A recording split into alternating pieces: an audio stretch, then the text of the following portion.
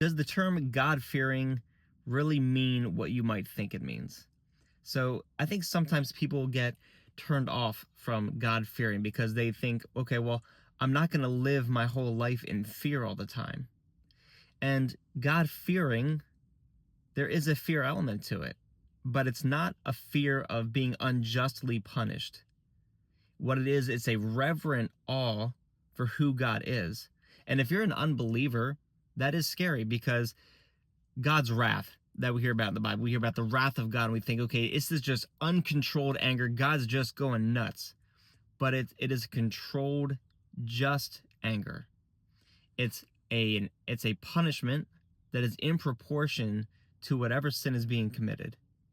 So it's not that God's just going around being unfair and just wiping everybody out for no reason.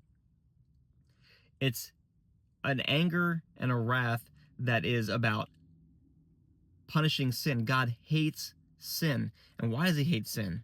Because sin is what separates us from God. And God wants to be with us. So of course he's going to hate anything that takes us away from him. And that's why he came. And that's why Jesus came and died on the cross for us. I mean, he suffered that because that's how much he wanted us to be made right with him again. And so when we talk about God fearing, it's not a life of living in terror of God hurting us. It's a reverent awe of saying, okay, I'm going to live my life this way because this is the way that God has shown me is the optimal way to live. And this is the way that God has shown me that he wants me to live. And I have enough reverence for God that I'm not going to think, well, I'm just going to go my own way then.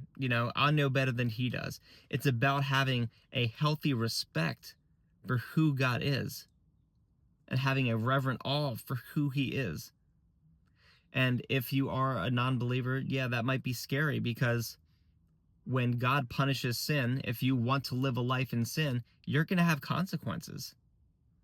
And so it's more about that fear of getting off the path, of going your own way and knowing what that leads to, knowing to the literal hell that it leads to, because hell is separation from God.